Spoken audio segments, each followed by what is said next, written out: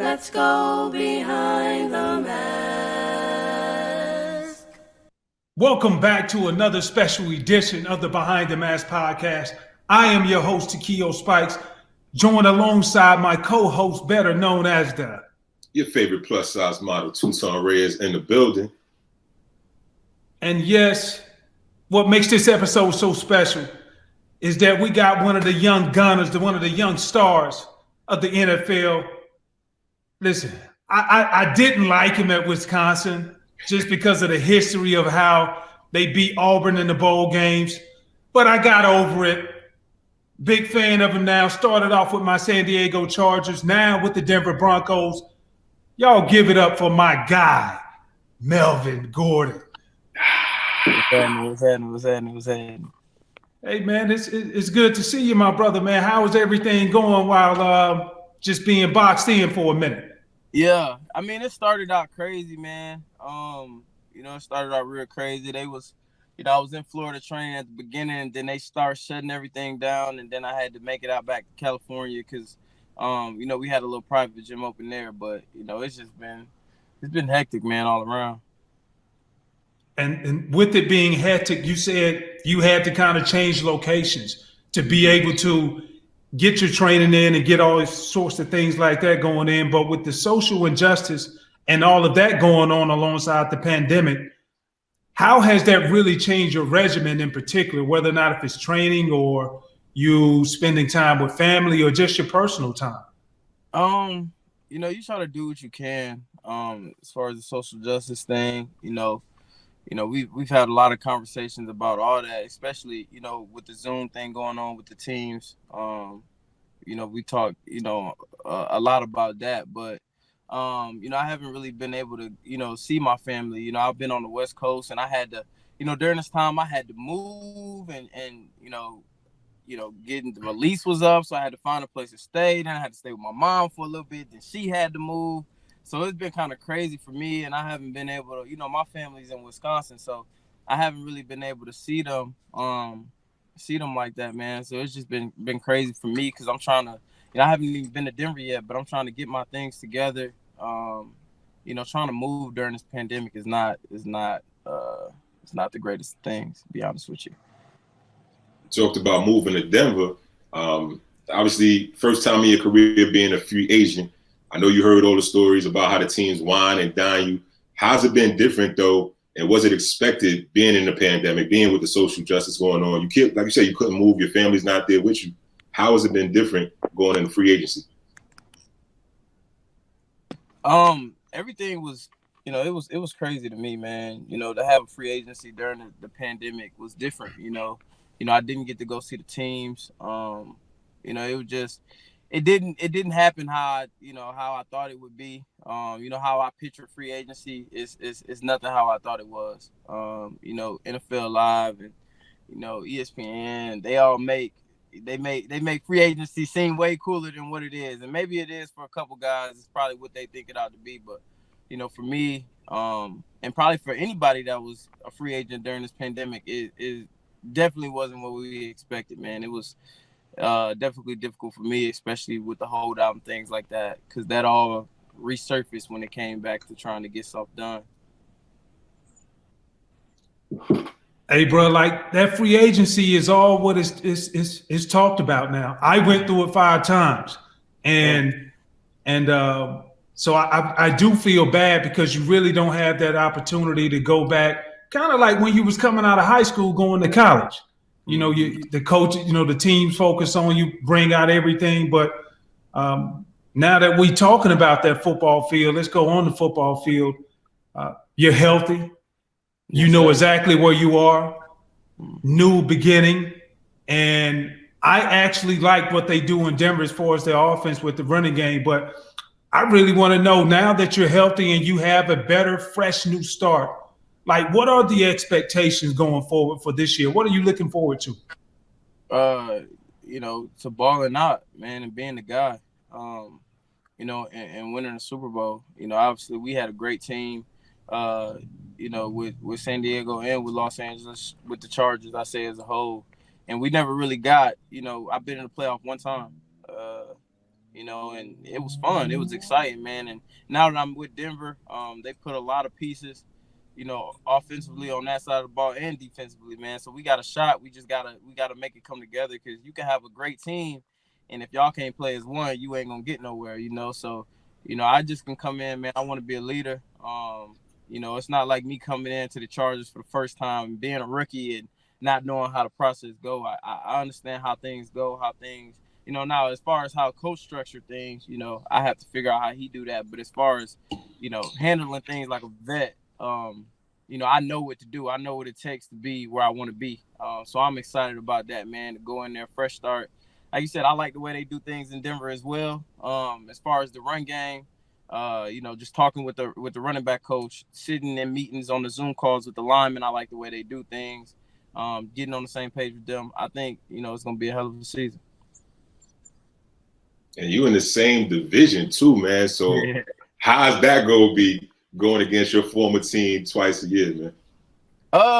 It's going to be dope, man. I think it's going to be, major exciting, man. All the boys, I got a great relationship with all those guys too. And they definitely gonna let me have it. I ain't gonna lie to you. they gonna let me hear it. Them boys gonna let me hear it. That I was working out with them actually when I was in California. Yeah. And I kept hearing, all I was hearing was trash talk the whole time, man. It's kind of tough, but it is what it is at this point.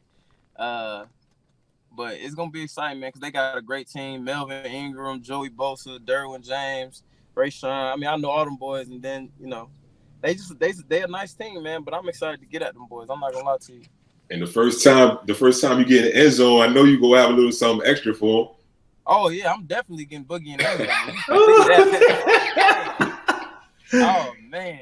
Oh man, you know it. They better not let me score. I'm showing out. I'm showing out. You gonna give it to him in the end zone? Oh man, look. I don't know what I'm gonna do, but I make any type of play, and I mean any type of play. Long as you don't get a 1 yard gain and you get up celebrate now. I ain't gonna do that. I know better than that. No, but it's pretty cool though, because you talked about you coming in early, starting your career off in San Diego, and now when you walk into this locker room for the first time, bro, like everybody is gonna look at you as like you're the vet. You're the solid vet that I need to hang my cap on. You're the vet that I'm coming to, that if I need to have some conversations as a youngster, I need to come to you. So how do you see that role playing out, and are you willing to embrace it? I am, man. I had a taste of that, when I was in college and I was the guy, players coming up to me, people depending on you, players looking up to you, depending on you. And I loved it. I loved the role, man. And it was so hard, being with the Chargers. I had Gates for most of my time there. I had Phil for most of my time there. And then we would bring in guys that was, 10 plus years. Me Bang, Russell Coon, Mike Pouncey. We kept just Mike there. I mean, we just had so many people that was just vets, old heads, man. And now, like you said, I'm coming to a team where, I'm looked upon as the vet, and I pay close attention to Gates. He was one of my closest teammates, man. I learned a lot from Gates. So it's a good thing, me following him, me learning from him. And, I'm willing to take on that role, man. I think it's exciting. I love when guys look up to you because, you got to be held accountable with everything you do. And, that drives you to want to be great and stay on top of your game. So I'm excited about the whole thing. That's another reason I'm anxious to get to Denver. I went from being the youngest guy to the oldest guy in a matter of months. So, I'm excited, and I'm ready to embrace that role. Denver definitely has a youth movement going on, man. And we're all competitors. I'm straight up. And you're about to share the backfield with Phillip Lindsay, solid running back in his own right. How do you feel you guys, your running styles vastly different? How do you feel that they complement each other, and what you would do this year in the Broncos offense? Yeah, Phil's more of an, outside zone game. He kills guys with his speed, real nifty. I could do that as well. But I like I could play inside. I could be the power back. We complement each other well. Like I said, like me and Austin, I really don't see it's really not. I'm not hoping to see too much of a difference. I thought me and Austin was a great 1-2 combo. And it's crazy that their number is the same, but I don't see it being any different. It's just. I know people gonna make a big deal out of who gonna get the lion's share of the carries or who gonna be the big dog, but that's why we got camp, to go in there and compete, and get it done, So we'll let that play out how it play out, but we have two different type of games, man, and it just keep teams on their toes, man. Like I said, me and Austin, they're almost the same player, if you want to be honest. If I'm just throwing that out there, and I thought Austin was a hell of a player. And it just we kept teams uneven. The way he slashed teams and able to go up the middle and way go outside, and then I got my different game, and you just don't know what's coming. And then when we both in there at the same time, you really don't know what's going on. So It's gonna be exciting. We're gonna have some packages with both of us in there. So it's a lot coming for the future. Hey, and you already said it when you look at this team and you look at the history, bro. And I'm just talking about even when I came in back in '98, Terrell Davis. Then they followed that up with Clinton Portis. Also, he came on the Behind the Mask show. Make sure you check out that episode at some point. But I got you. The thing about it, though, bro, they just talked about how great the scheme was and how it really fit their talent. And so, like, I know you were at Wisconsin, power running football team. You said it earlier, you can run in between the tackles. But what are you looking for in this offense, or what are you looking forward to be able to show a highlight, something that you haven't been able to show in the past with the Chargers offense? Just, they do a lot of inside zone, and I said that before, we didn't really run much inside zone with the Chargers. It's just because we just didn't have the personnel, and it's something that Coach Lynn wanted to do more. Coach Lynn liked to, he's a great coach, man, and he wants to do what players want, what players feel comfortable doing.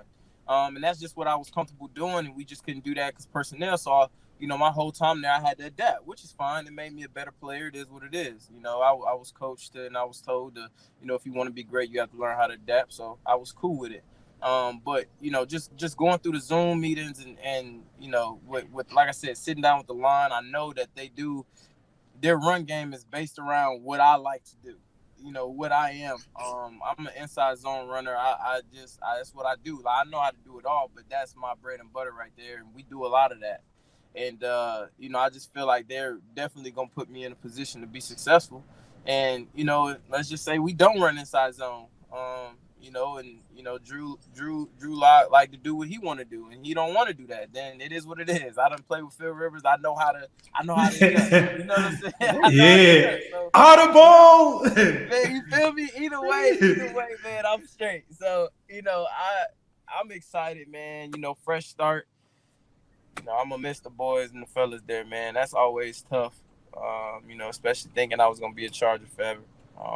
But hey, look, I'm a Bronco, man, and like I said, all those guys are saying the scheme worked. Previous guys before me that were great players, and I'm starting to see it now that it's a great scheme. So I just want to make it effective, and we're gonna see how it pan out. I'm gonna put y'all on the spot real quick. You play running back, obviously face some of the greats in your career already. We live with another great right here, Takeo Spikes. If you had to go inside zone, goal line, you and Spikes meeting in the middle, who go in that battle? Who go in the battle? Why are you doing us like that? Put him on the spot. Hey, he want to test your confidence early, huh? Put it out there. I'm trying to, hey, you gonna mess up the interview. Hey, listen. You ain't gonna want to talk to me no more. There's only one rule on the Behind the Mask podcast. There are no rules. So let's get it. You can say whatever the hell you want to say. Hey, I'm gonna go me, but I know what it is though. As you should. That go, man. You feel me? Hey, as you should. And I'm gonna tell you my side of the story. Hey, we'll hear your side. But nah, so we all have our ups and downs in the NFL, bro. It's part of life, you know. But share with the fans or share with our audience what are the toughest times that you may have had in the NFL that they may not know about. The toughest times would have been my rookie year. You know, coming in, you know, I had the first game. I had my starting offensive lineman. After that, we was picking guys off the street, so it was already hard for me to, you know, to be able to adjust, you know, to the game, and then to try to adjust with, you know, with linemen that we picking up off the street that I just have no chemistry with. It was never anything. I didn't score. You know, my first year I got drafted the 15th pick, so many high expectations that I never really cared about. And then when, you know, my rival, Todd Gurley, that I came out with, you know, and he's one of my good friends too. But, you know, we just compete. It is what it is. You know, we've been at it since college. And, you know, he was having this great success, you know, rookie of the year, just all this, just slingshotted into stardom. And here I am having the worst year you could possibly have as a rookie. And then, you know, it got to the Miami game, and I started getting, getting the feel. I was like, okay, I got this. No matter what, I got this. I'm getting it. And then I get hurt with like 4 or 5 games left for the season. And I'm just like, man, I just can't believe this. I got no touchdowns. I get hurt. You know, he balling. I'm just bottom tier. And that whole offseason, I literally could not sleep. Just, you know, it was definitely like one of my low points. You know, everybody, the fans, everybody just saying, oh, how bad of a player you are, you this, you that. But, you know, with situations like that, you either let it make you or break you, man. I couldn't sleep. And I went to Houston and I trained with Adrian Peterson. And I just needed to figure out, you know, I had Danny Woodhead there, but, you know, he wasn't my style of back, you know, and I just needed to learn from a guy that was kind of similar, and AP was still in the game, and I heard how hard he trained. So I went there and trained with him, and then I came back that next year, and, you know, and I showed people, you know, I'm better than that first year. But, man, that year, man, I had nightmares. I couldn't sleep. I'm telling you, it was bad, man. All I was thinking was get better, and I got to show. And, you know, obviously I am where I am today, but that definitely was a low point. My rookie year was definitely a low point for me. Well, definite high point is after you got through your rookie year, bro, like we can officially call you a Pro Bowler, all pro. You know what I'm saying? That ain't gonna never leave you, bro. That ain't gonna never leave. But you say you worked out with AP because you wanted to know, like, what greatness looks like, what it trains like, and you did that. So I'm gonna ask you this: what's your Mount Rushmore of running backs? How many? 5? Yep. 4. 5? 4. Well, it'll be 5 if you include 5 with you up there. I give you 5. I give you 5. Let me give you 5. All right. Okay, I got Walter. Yep, Walter Payton. I got Walter. I got Barry Sanders. I got Eric Dickerson. ED, okay. I got LT and I got AP. LT and AP. Yeah. You can't go wrong with that group. Yeah. Nah, you ain't gonna go wrong. Fact. Which out of those 5, like, was there any running back coming up that you patterned your game after? You know, when you were young, you was like, yeah, I see myself as this style of running back. Yeah, well, my dad was a big Bears fan, so the first highlights that I ever watched, just like on YouTube, was Walter Payton. You know, that was like the first guy that, you know, I was like, okay. My dad was like, look at this guy. And I was like, okay, that's who I want to be like. And that's just like, you know, my hero. And I never got a chance to meet him or really watch him live, really. But I just seen the highlights and I kind of fell in love with his game. And, you know, I read more into him and I fell in love with his character and his work ethic. And that just always pushed me to be where I am. My mom, funny story is my mom actually took care of Walter Payton when he was in the hospital. Oh, wow. So that was super dope for me as well. And then when I started actually watching on TV, and I was watching LT, and I was a big fan, and I hated to say that he was my favorite running back, and then when he retired and went to AP, but then I hated to tell people LT was my favorite player because I got drafted to the Chargers, So it sounded like a cliche type of, Yeah. like, oh, he just but that's who it was, and I can say that now because I'm with Denver. But he was definitely the guy that I watched and played with in Madden, no matter what. And I was hurt when they got rid of him. I ain't gonna lie, I was hurt. I was hurt when the Chargers dropped him. I was hurt. So that's my Mount Rushmore right there. For sure. That's a great group right there, man. And obviously, like I said, like Spike said earlier, you wanted the top in the game. You know what I mean? When everything is flowing your way. Obviously, Denver is an offense that fits your running back style. So fast forward into this season, a lot going on off the field, social injustice going on across the country. Commissioner Goodell on the record saying, you know what, I got it wrong. Certain things I did in the past we shouldn't have done. What do you think about his apology to the players, to the league, to the fans? Do you believe it? I believe it, and I feel like maybe it's a lot of people that just don't understand. Don't understand what we go through, and I think the world is making it real clear what we have to go through our day to day, our everyday life, and would have been nice for him to do this before all this came out and really just kind of sat back and really understood. I mean, it would have been, obviously it would have been amazing for him to, to really be the first to really just be like, I'm making this stand and I'm standing with y'all. But, the fact that he is doing something about it, that's all I care about. The fact that he's speaking on it, that's all I care about. Because people hear him as well. So I'm just happy that, it didn't happen with the timing. Whether people feel like it's sincere or not, I feel like it has to be somewhat type of or he understands in some type of way for him to get out and speak or take an account or do anything, So I'm just happy that, the people, the man that is really the face of our organization is aware now, man. And I'm for it. Like I said, it would have been nice for, because we've been trying to make him aware. Yeah. It would have been nice, for him to, like I said, take that role before, we had to step up and do something about it before all this bad stuff started happening. But, he's doing it now, so I'm happy about that. Yeah, and that's true, bro, because like you said, man, at least he's aware. Yeah. And I think awareness is beginning of change. Then when you have people who are aware, now you can hold them accountable. Yeah. And you hear a lot of people, especially in the streets, because everybody now sees that Colin Kaepernick was right if they didn't believe him in the beginning. And now people are saying, hey, we would love to see Cap to get his chance. This is the perfect opportunity for you to go back and make it right. I personally don't believe that.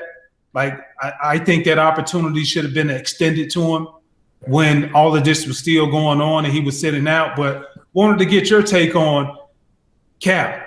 Like, do you think he deserves another chance not deserves another chance, but do you think he will be back in the league knowing at the heightened sensitivity of where we are now? Ah, man, I was actually talking about that with my homies, with a couple players, just, will he come back? Will it be, too much pressure to come back? What if he comes back and he ain't the player that everybody, Yeah, 4 years off, bro. Yeah, that's a long time now. I sat out for a couple months and I felt rusty. And that we talking 4 years, 3-4 years. That's a long time of not playing football. So I mean, maybe he could deal with that. That's really on him. I would love to see him on the team, to be honest. I hope he comes back and be the player that he was. There was no reason that he shouldn't have been out as long as he have been. But, it's a lot of pressure that comes with that now, too. That's how I feel. You come back and you ain't that same player no more. Then what? Now what's to be said? You know what I'm saying? Right. But, I think, it's going to be a lot of people in this corner for him coming back. I would love to see him back, man. A lot of people would. Just because he iconic now in a way, and you just that's what we need, and any team would love to have him, man. So I wish the best for him, man. I love to see him on the team, and I love to see him come back and ball. 4 or 5 years, however long he out, I hope he come back and do his thing. Yeah, I share the same sentiments with you, And at most times, a lot of this stuff get heavy, man. And I just wanted to ask you, like, when the white noise gets so loud in your ears, I peep you out. You like to travel, so me and my partner too, we like to travel too. I want to know, what's one of your best places you like to go to kind of get a good retreat away from everything? Me, I like to go. I take like a big group trip. I'm still real close with my bros from college. We had a great bond, and we all still stay connected. So I like to take a trip to Vegas. I go out there with them boys, and I just don't worry about nothing. We just having a good time because we rarely see each other, and that's like our year trip where we all just get together, and we don't worry about no stress. We don't worry about none of that. Whatever you had that was holding you as a burden, you leave that on the plane. Once you step into this building, man, we having a good time, man, and it's just our way to just let loose. And then when we leave there, it's back to reality.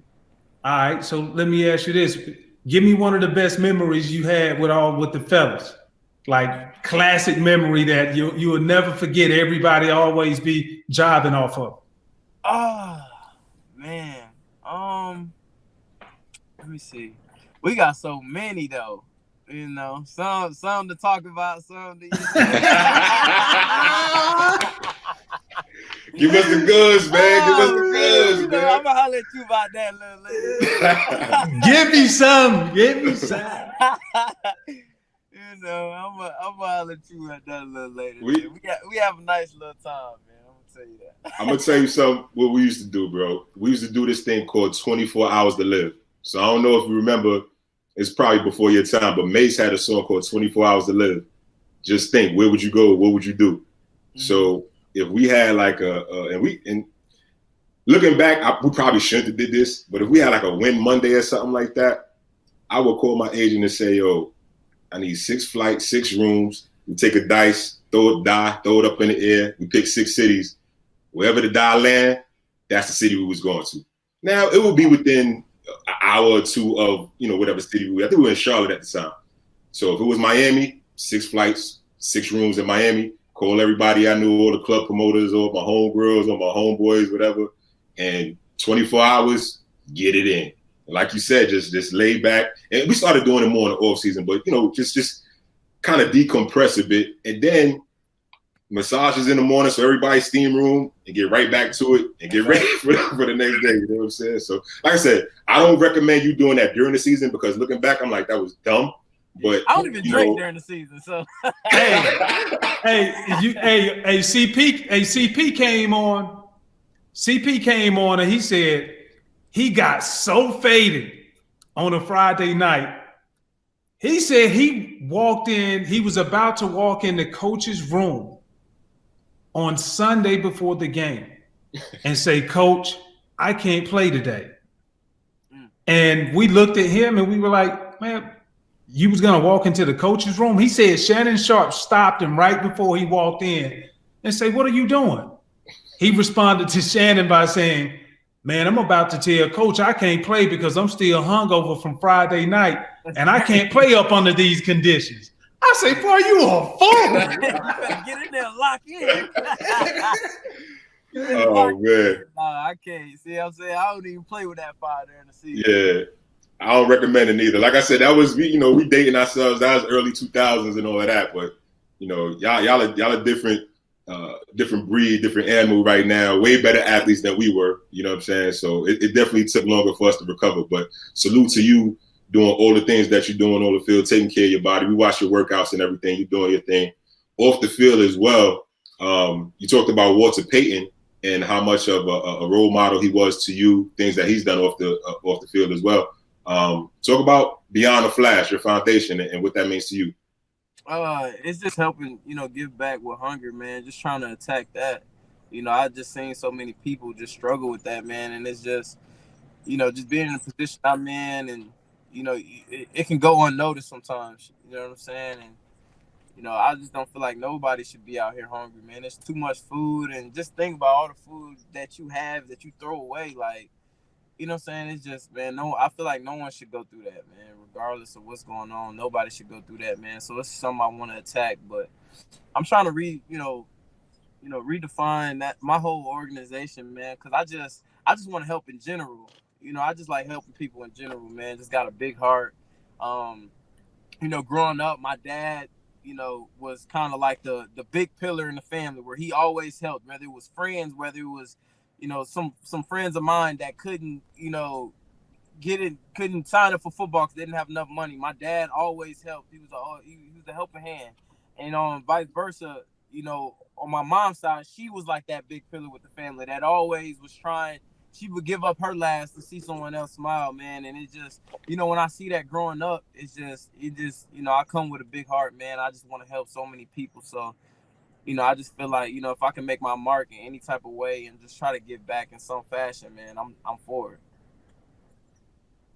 Yeah, that's dope, bro. And we salute you for that, my brother, because I think a lot of times guys are trying to look for ways to be able to affect the community or be able to give that helping hand like you do, especially with your foundation. But it's good to know you're one of the ones who are on the forefront, one of the leaders to actually do it. So we salute you in that. But before we let you go, yeah, Philip told me this story. He said, in practice, you guys were out there playing, practicing, warming up, and he said whenever you missed a pass, you would go immediately and go change your cleats. And I was like, Phil, why is he changing his cleats? He said, I don't know. Why don't you ask him? So I'm asking you right now, take us behind the mask. What in the hell the drop pass got to do with cleats? Or what do cleats got to do with a drop pass? I don't know what Phil talking about. I don't know what Phil talking about, man, with the drop pass, man. But, I do. He is right. I switched cleats. I cannot find a pair of cleats to save my life. I will switch cleats. I've been through 4-5 pair of cleats in a game before. In a game? In a game. I'm so I hate to say I'm superstitious, but I really am. Like, if I practice all week in yellow gloves, I cannot wear white gloves in the game. If I drop the ball, it's because I switched gloves. For sure. I switched gloves. My cleats, if I play bad the first half, just go watch tape. If I play bad the first half, I'm changing up my socks. I'm changing up the whole style. Coming the second half, I'm switching it up. I'm changing it. If I play bad, I'm changing it up. It's just, what I'm saying? It's just little things like that I do. But as far as dropping the ball and changing my cleats, I don't know what feels. He said he ain't never dropped the ball, so what are you talking about?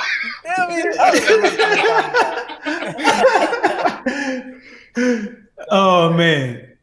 Nah, man, but my brother, we appreciate you stopping in on us, man, with the good content. We gonna check back in with you by sometime during the season. So you just make sure you pick up. I got you, man. Hey, man, more than welcome, man. I'm blessed, man. I appreciate you for having me, for sure.